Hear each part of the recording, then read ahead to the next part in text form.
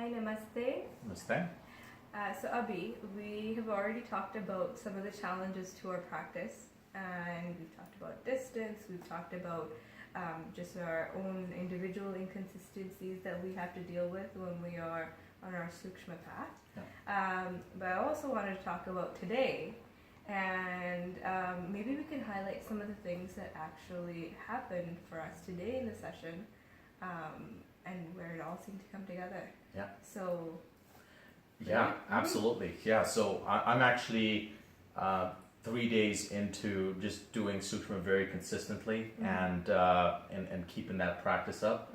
And I'll tell you, it's I mean, even on the first day, I went really deep, had just felt again submerged in that pure energy, which allows just a feeling of being just a smoother way of flowing and thinking and being.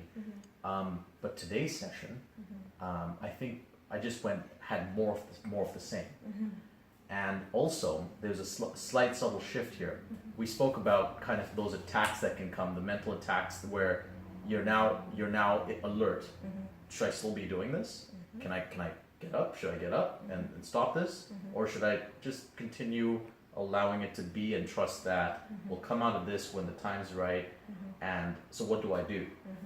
The attack, quote unquote, today was much more composed. Like I was much more composed through it all. I did open my eyes for a second, and then I just allowed it to calm back down, right? And I went into, I switched to a posture where I was coming out of it slowly, but I didn't need to rush. And that's a key difference between my previous practices and today. So to me, that was the shift, the ability to deal with those attacks, quote unquote. Yeah. How about yourself? Well, we talked about, for me, how it wasn't really inconsistency in terms of coming to sessions. It was more like inconsistency in recognizing some of the things that were stopping me from meditating.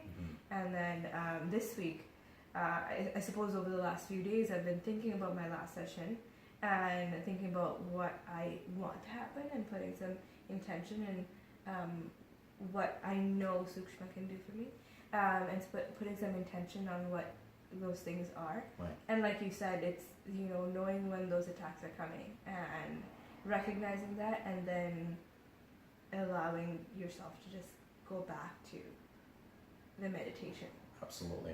Right. So just like you, I actually found myself, I opened my eyes at one point, and then I had to basically step back and go back and say, my mind is saying one thing, I need to go back to what I was doing. Right. With my intention. Go back to my intention. Go back to the depth I was looking for. Right. And it was much easier today because I came in with that intention and I recognized what was going on, and then I was able to switch it. And yeah. Interesting how we came back to that intention of what we were trying to accomplish, and we were successful with that today. Another thing I noticed is in the last several days I've been on point with diet and sleep and just being very intentional, drinking lots of water and just very practical ways of even at work, right? Like very practical ways of just staying intentional about staying balanced, right? Didn't drink any caffeine, Diet Coke type things, right? And what that's allowed is much more sort of self-control, which allowed me to better stay in that submerged meditative state, right? The discipline of not just the intention during the meditation, right? But the actual setup to it all, the food, right? The sleep, right? The just the interactions with other people, right? So I think that to me has been a key difference today. And you mentioned when we spoke last that the mind is a powerful thing. Yeah. And I think that's also how we have to tackle the mind as well. Because if we start doing those little things that give us self-discipline and aspects of our lives that are outside of meditation, subconsciously that's how we get our mind to basically go along with what we're trying to do here. Correct. Right? Yeah. And say, no, actually, I need to be meditating at this point. Yep. Right? And that's it. Yeah. So, and that's a very hard thing to do with something as powerful as the mind. So Absolutely. those little steps, even though, it feels trivial, and sometimes we think of those things as needing to happen when you're meditating. It's not much so much so the need. It's almost like a way, the first few steps of setting a good foundation for yourself. Yeah.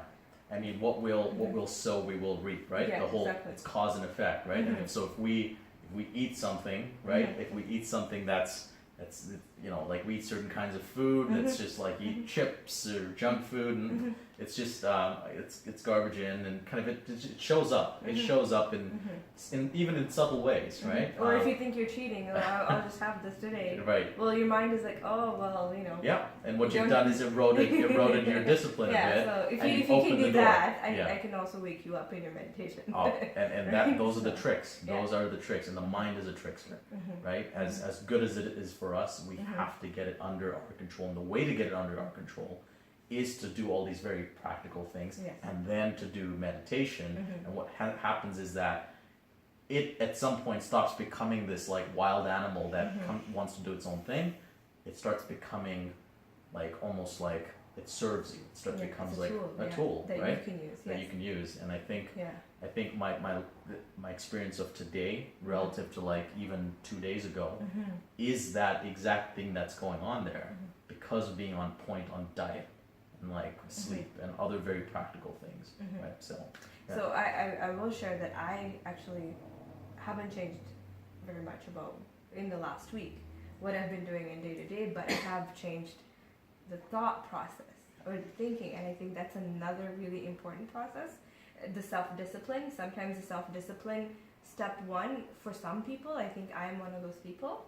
Before I get to the other things like sleep and food and things like that, what I think has to be sometimes, I have to reflect back on it and think, why am I thinking this? Is that what I really think?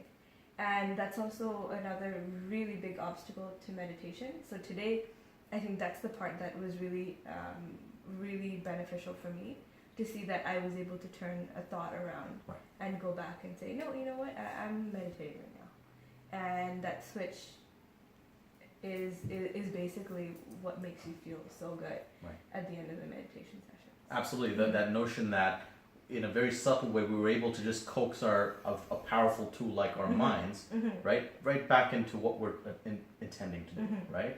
And it's almost like taking care of a bit of a wild child, right? And and then bringing it back and then completing what we started, right? And getting a good result as a result of that, staying in it, in that submerged pure energy state. And then obviously the effect of a violin string that's on perfect tune and just really playing like a really nice note, and that's what it feels like. That's the outcome at the end of it. So that was my experience today, and I think we had a bit of a similar kind of experience. with the mind and the and getting the self-discipline and getting that session to a place where it's now my practice. That's right. Not my mind's practice and whatever it wants to do with it. Right. Well, thank you, Abhi. No, thank you. Yeah. I appreciate the banner. This helped me kind of reflect on what we did. Yeah. Sounds good. Thank you. And hope you enjoyed our little chat. Namaste. Namaste.